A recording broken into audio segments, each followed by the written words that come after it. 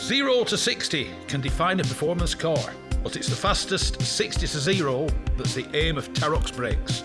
From road cars to race cars, circuits, special stages, or the autostrada, nothing reduces speed like Tattersall brakes. Italy gave the world the art of Da Vinci and Michelangelo.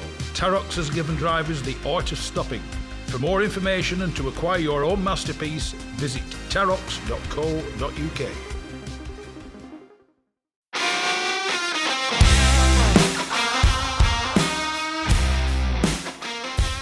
Yes, it's me, Mike Stone, and this is the Backseat Driver Podcast. It's the fastest, it's the friendliest, and it's for all the family. The Gas Shocks 116 Trophy and 120 Coupe Cup are the fastest growing race series in the UK, taking in 6 one-hour races and 8 sprints at all the top circuits. Visit 116trophy.com to find out more and get yourself behind the wheel.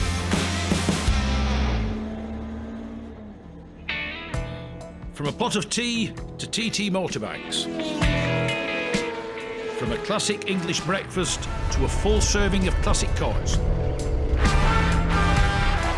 Bridge House Tea Rooms is the Northwest premier classic car meeting location for cars, bikes, tractors and owners clubs. So no matter what your automotive appetite might be, visit Bridge House Farm Tea Rooms on their Facebook page or call John and Alicia on 07980 444 221 for show details and to reserve your own table and parking space. I'm joined on today's Backseat Driver by a man who is a computer guy, an author, a website designer who has designed his own website for racing drivers. He is an on-off racing driver. He is a owner of various cars and just an all-round good guy. So I'd like to introduce to the show Peter Tattersall from UKcircuits.net. Peter, welcome to the Backseat Driver. Hello, I thought you were talking about somebody else for a moment. Where does all this come from? Where did the passion for racing and classic cars come from? I've basically, from as a child, my first toys were cars. First word was car. It wasn't mum, it was car. I've always loved my cars. How about that impress your parents? Oh, my mum was proud of it. Motor racing wise, I think 1976 got me into F1, and I've loved F1 ever since. Where did you go? Were you taking somewhere? No, it's just the battle between James Hunt and Nicky Lauda, which has since been immortalised in the Shunt. Yeah. Was it Shunt? Is that the I don't name? know. There is the film. The film, yes. And I conclude all this was watching telly. Of course, yes. Yeah. I'm listening to the radio. James Hunt was the Briton who has been attacked by the Europeans. And of course he was personified by, before he drove for McLaren and became world champion, driving for Hesketh. Oh yes. And I mean, he personified the Playboy, and Hesketh Racing personified you call the Playboy lifestyle. I mean, they got up to all sorts, didn't they? He did things that I could never ever have done, even once I became adult. And we did things most folk wouldn't dare to do. Exactly, yes. I remember, just to digress a moment, his son Freddie came on the show as a guest. And before we went on air, I had to say, when we talk about your dad, can you just tone it down just a little bit? Well, that's what the film did about Nicky Lauda's injuries. Yeah.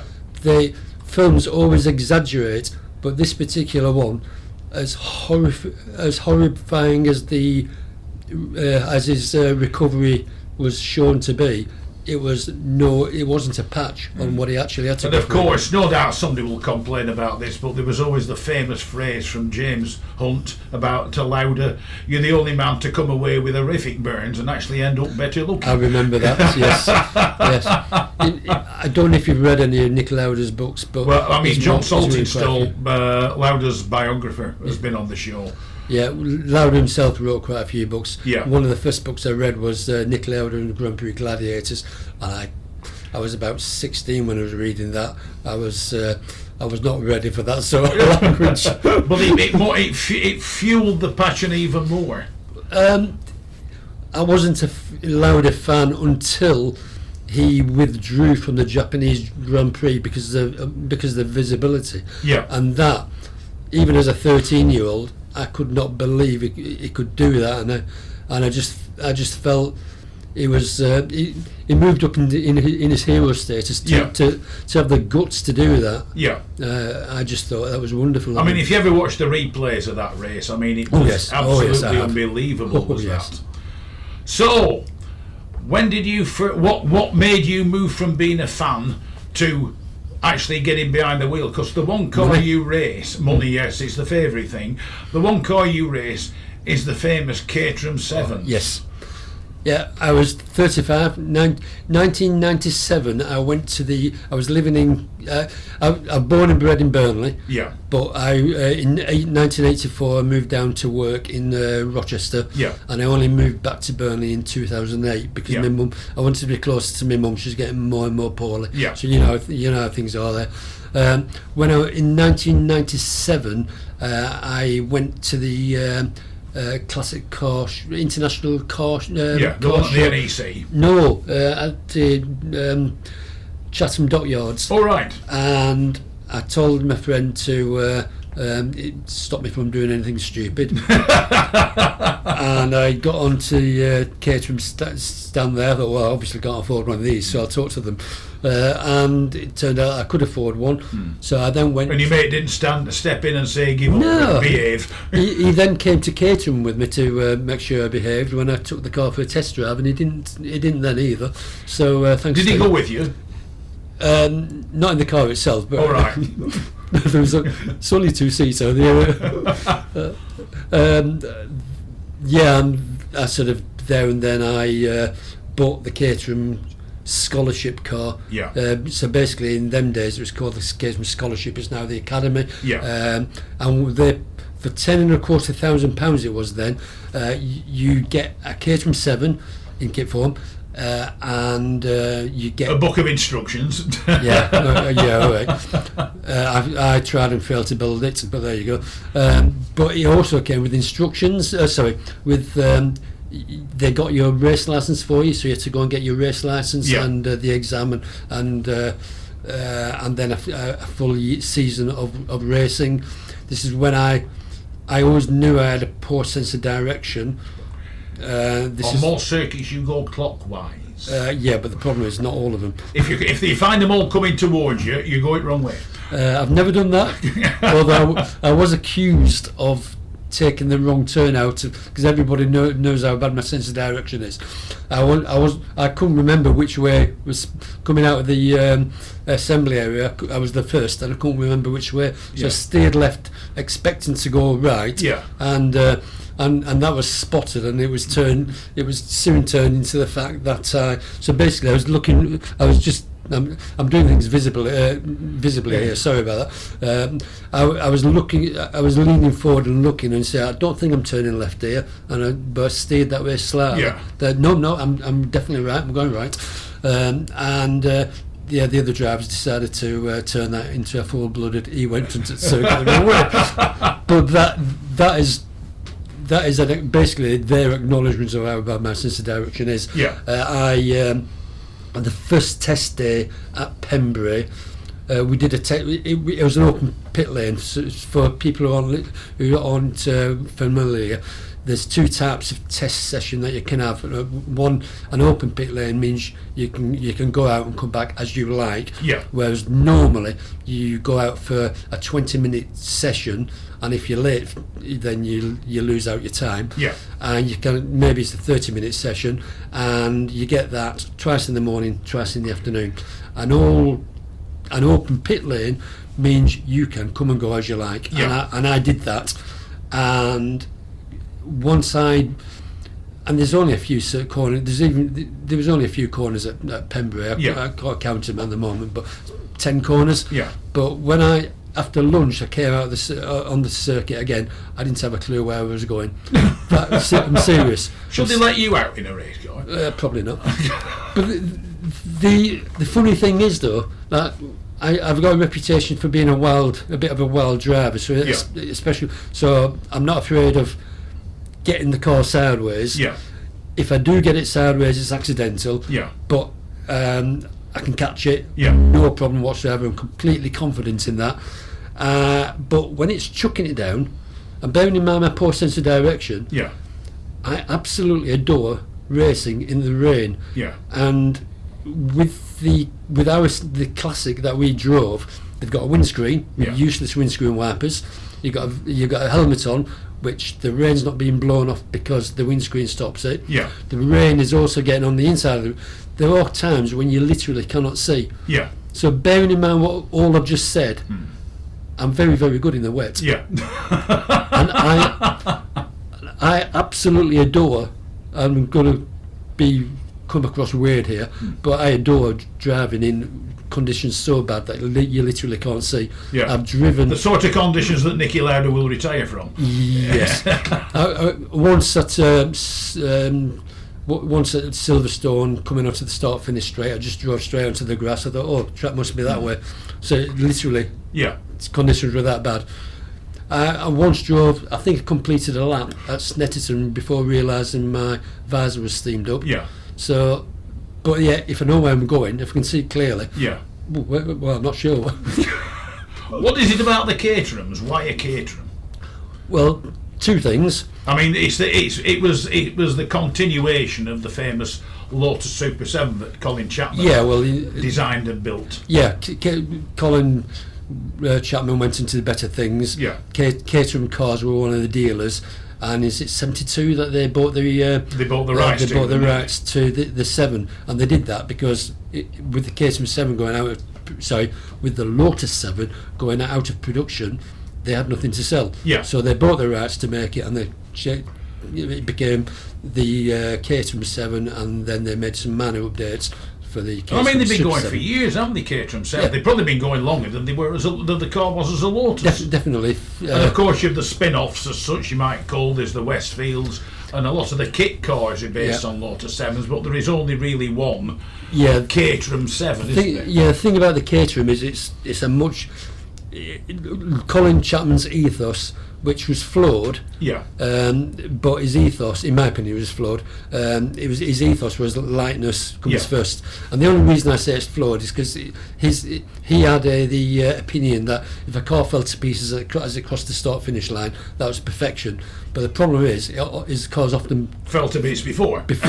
so that was the flaw. Yeah. But aside from that, everything else about it was pure genius, and it's simplicity in itself. The lighter it is, the less weight you've got to carry around.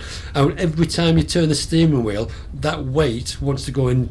It's like swinging a chestnut on a string. Yeah. If you cut the string, it goes off in a straight line. Yeah. And that's when you start turning the steering wheel, every single ounce of that car wants to continue going into a straight line. Yeah. And the only thing that stops it is the tyre, or the tyres. The tyres gripping and sending it in the direction you want. So the less weight there is, the easier the easier job the tyres have got. Yeah. So the faster you can go around the corners. Yeah. And I have been at Donington Park with a passenger, and I don't know if it was a GT2 or a GT3, but it was a Porsche with a big wing on it. Yeah. And I passed him. He had a passenger as well. I passed him, and 20 minutes later, I lapped him. Yeah. And that Porsche driver was entertaining his passenger. Yeah. So obviously, I'd have been I'd have had more experience as a racing driver, whereas he'll just been turning up for track days. So that will have helped. But the weight of the Caterham versus the weight of the Porsche will have helped immensely. So I mean, apart from the fact that the Caterhams, they put some of the fast bike engines, and there's all sorts of things in there. The better Caterhams, in my opinion, especially if you're going to use it as a road car, are the ones with the small engines. Well, that's why I just said no, and the reason why I said no is my Classic had a 1600cc Vauxhall engine, came out of a Cavalier, I think. Yeah. It had a Ford Sierra XR4i, gearbox. Yeah.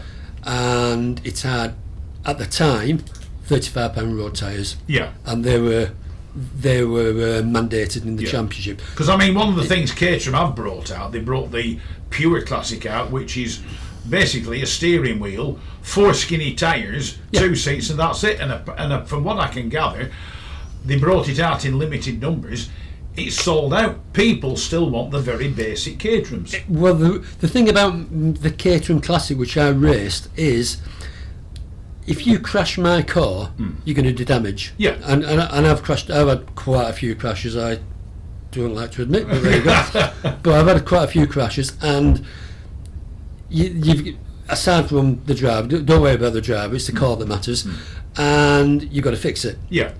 And the faster you're going, the more damage, and the more damage you'll do. So if you've got a bigger engine in there, you're not having any more fun. The thing is, my car, because of its crap suspension, its crap tyres, its crap everything, it goes like a rocket. It goes around the corners.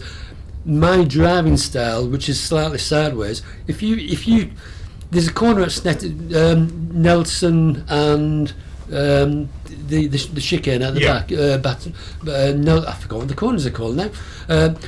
Basically, I used to throw the Classic into it because there was as much grip laterally as longitudinally. So I could. The gentle people who were braking at the around the 2 marker board. Yeah. So again, going into a corner, you get countdown markers 3, 2, 1. Yeah. So the really fast guys would be braking slightly after the 1. Yeah. I'd turn in. I'd turn in at full speed, stamp on the brakes, get completely sideways, get down, drop a gear on the throttle to just balance it out for the bottom of the kit, and then just get on and I just about squeeze through the corner. But the fact that there was a turn at the bottom as well. If it had been just going into the corner and then a straight out opposite, it wouldn't work at all, because when you're sliding, you're losing the ability to accelerate. Yeah. But because it was a sharp left right, I was barreling in at very high speed. I was getting and just the intermediate bit between the 2 corners, it was just a bit of a squirt to balance, and back on the brakes, and that, whilst it's a slow way normally, I managed to because I was going in so much faster, and I came out at the right speed. I always pulled away from people there, even when I had a down on power car or quicker cars behind me. I looked in my mirror and said, well, that worked. But it's when it, obviously I did have moments, but those were the corners that I really enjoyed. So and you can only do that in a car that allows you to put it sideways. So rubbish tyres, if you got F1 tyres, you try doing that, you're going to lose. Well, it's not going to slide for a start. You just can't do it. But when you've got rubbish tyres, you can just have a word. You can just enjoy yourself. Yes, wonderful car. So the reason, so I said 2 reasons for the Caterham. One is it's what was there, so it became an attractive option, and it was affordable. But then the second reason, as I think I've got through to you, is it's just so much fun to drive. When you're at one with the car, when you feel confident with it, and when you're just comfortable, and you know what it's just a fantastic feeling. And especially when you're moving towards the grid. And the other thing is, I mean, like I was saying, they have a lot of heritage, so there must be a great deal of pleasure driving a car that's got such tremendous heritage. Yeah, well, my car's now a classic. Apparently, it's I bought it it was on the road in '98, and I drove it on the road, and I loved driving it on the road. It's like being, it's like having a massage on the road. Because it's so rough. But I love that. I do enjoy driving the Caterham on the road. It's not on the road at the moment, but it will be in the future. That car is retired, unfortunately, because the championship has moved on. Yeah. But I mean, there will be other categories you can race it in. yeah, but the problem is, because it's a lower class car, Yeah. I can race in other categories, but I'll be at the back of the grid. Right. So what's the point of that? Yeah. You race and you want to be competitive. So I've raced. A couple of years ago, I raced the Sigmax, Yeah. which is with the Caterham Graduates Club. I raced the Sigmax with them, but I only managed, funds wise, only managed a few races. Yeah. I've decided I was I'm a contractor, which is why I earn good money.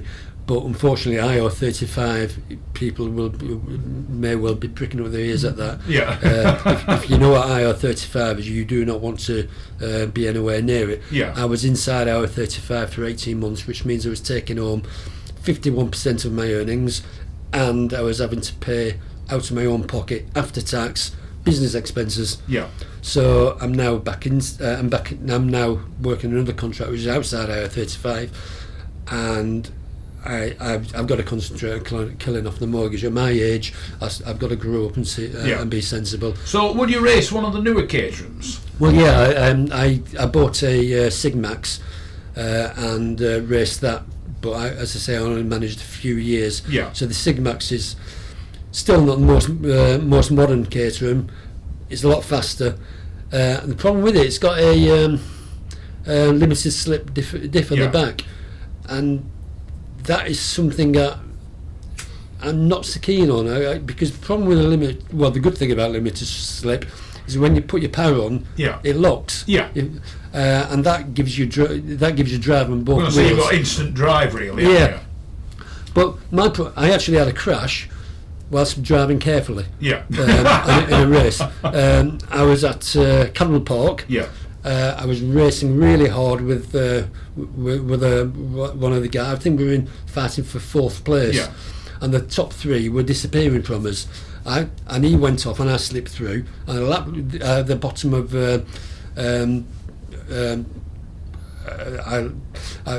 my words fail me. Bottom of the hill, he went wide, I slipped through, and then I went wide and he slipped through. Thought, hold on, we're being silly here. Yeah. I'm just gonna stick behind him and allow him to pull up to the cars in front, so that we can get back onto and we can do what we want to do and race for the lead.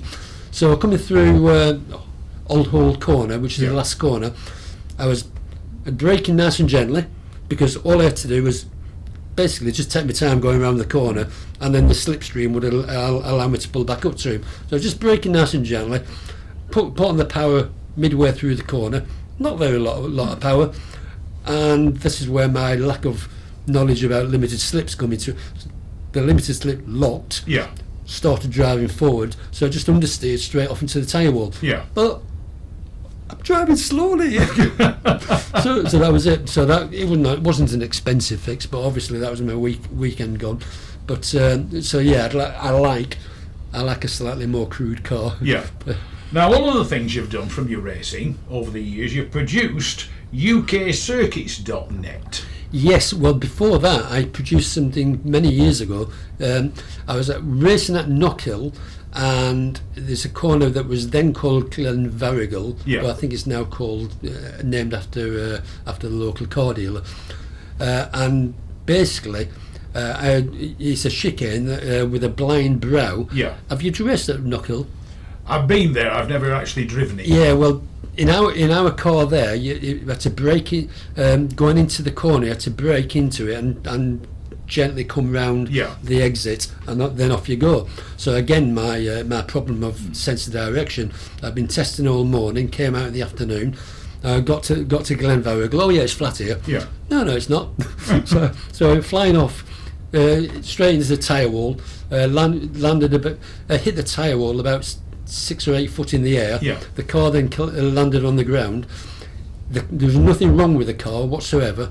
So the next day I was able to qualify and race, but I was then on the Monday. So the crash happened on Friday.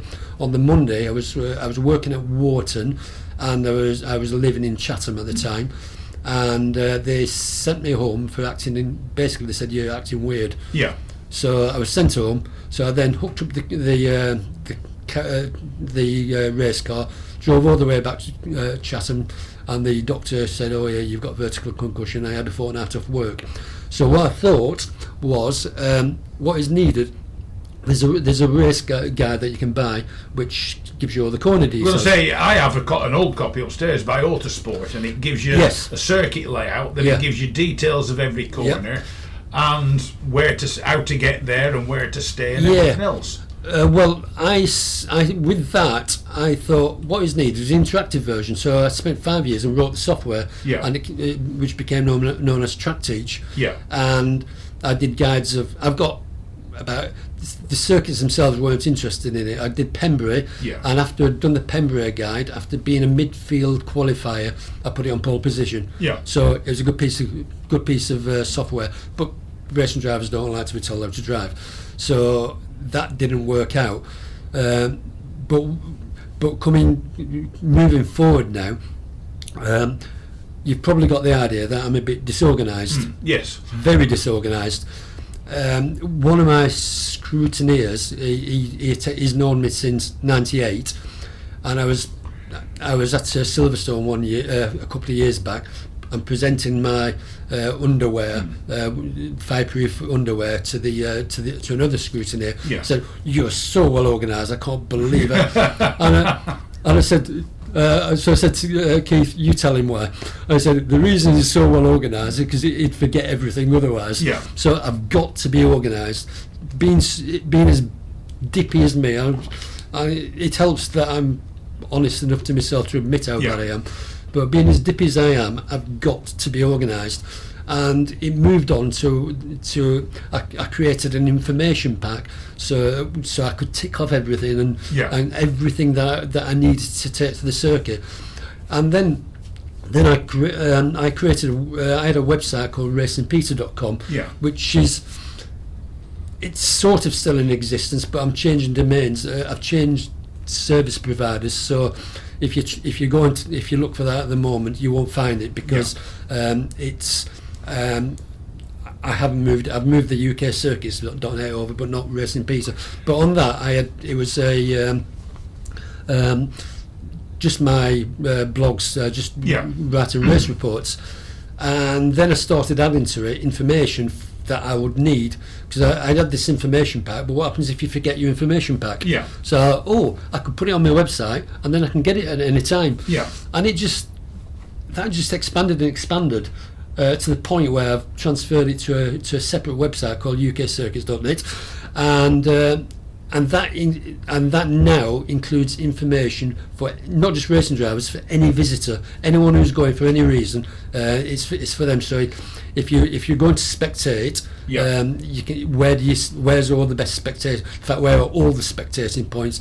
And a good example there is Croft. Yeah.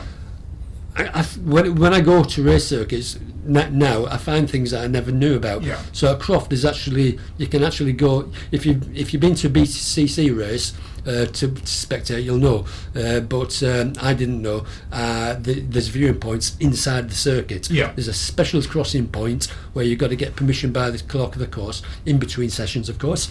They don't get a lollipop lady who stand and stop the cars as they're racing by. So the spectating guide will give everything. I've got a marshal post guide, and the reason for that is, if you don't know where the marshal posts are, you're not as likely to spot them when they're waving yellow flags. Yeah. I've missed yellow flags in the past, and it's embarrassing and humiliating, and I don't like doing it. And I've been the victim of people passing me under yellow. Yeah. And that's not as bad, but I still don't like it. Yeah. Especially when they get away with it. But the yellow flags are being shown for a reason, and my marshal post guide, I've got a map which shows where all the posts are. Yeah. And then below that, I've got for each post, I show where it is on a small map of that, where it is on the oval circuit, and some of them of mine don't have photos yet, but I'm a one-man person, so they will all have photographs on them showing where the from the driver's eye view where the marshal post is. And as you approach it, I don't want to have too many photographs because that can be an overload of information. So I'll limit it to a maximum of 4 per post. But basically, each one needs to be informative. So when you look, I'm pointing again, when you look into the distance, I've got a little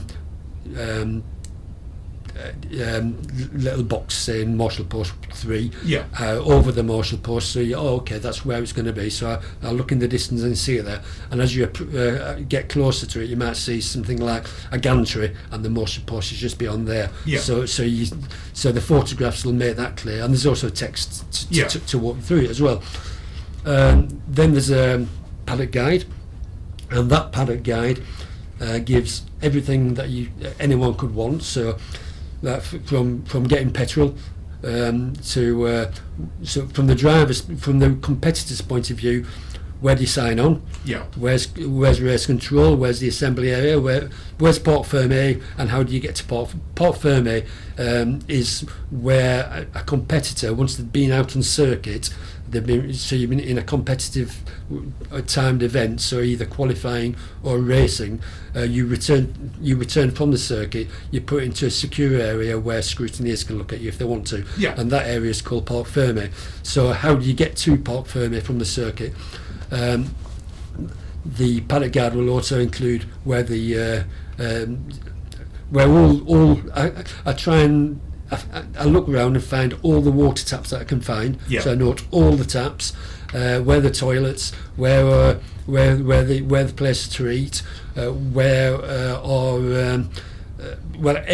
scrutineering bay, anything you can think of that you want.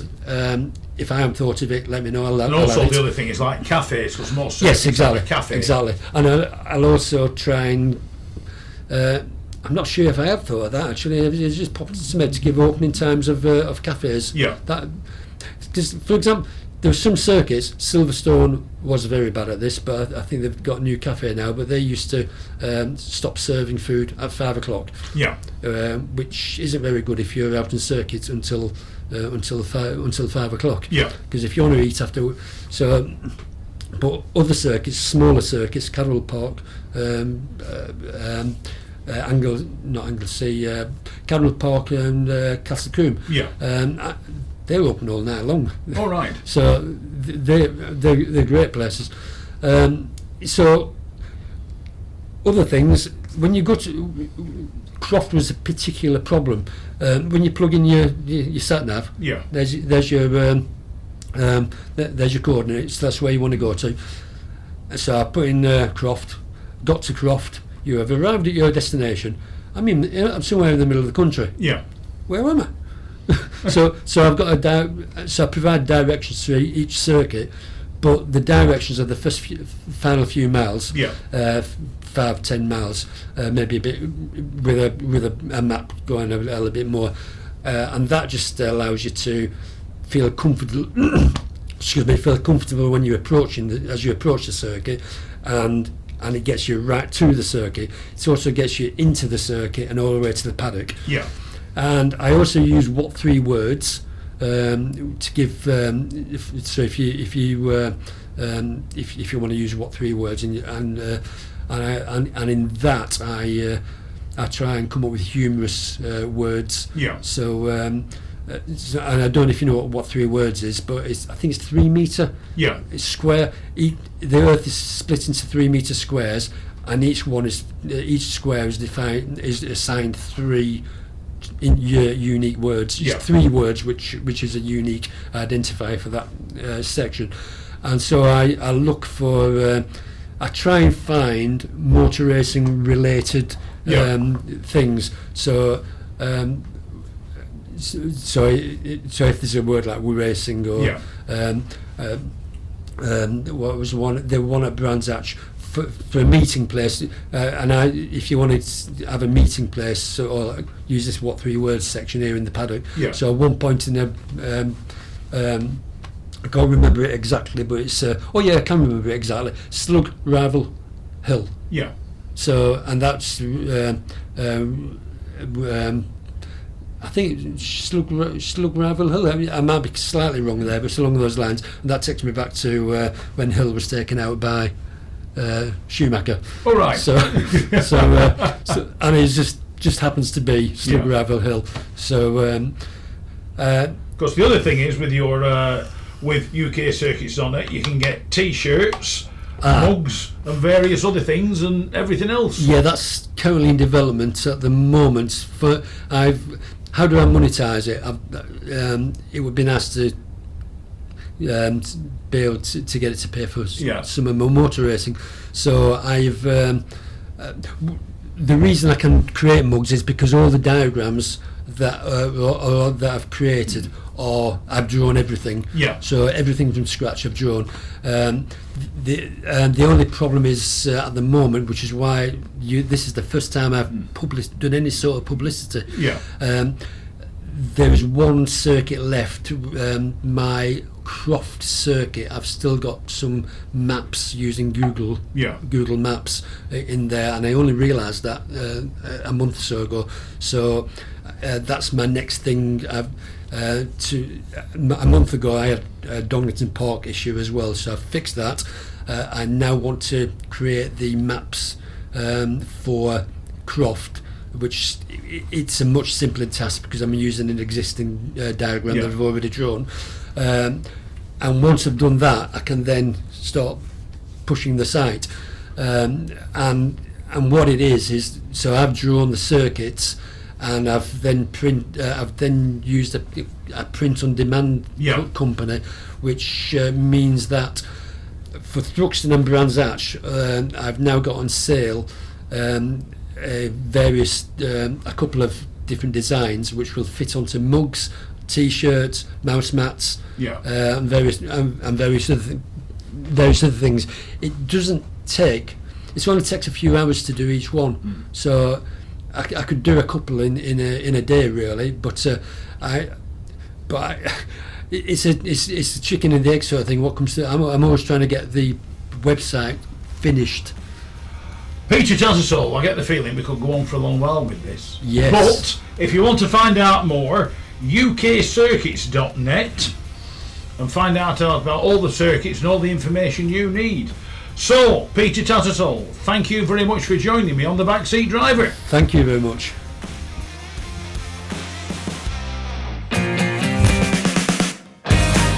The Backseat Driver podcast is brought to you in association with Tim Nash and the Lombard Rally Festival, the UK's premier classic rally demonstrations. From the awesome Group B cars to cars from the golden era of rallying, go to the Lombard Rally Bath social media for dates and venues.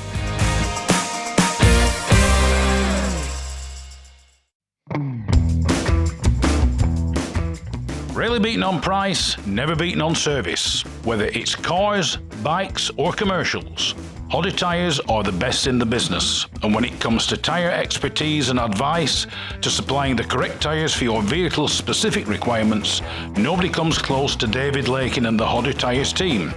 So give them a call on 01200 613 192 or visit the website at hoddertyres.co.uk.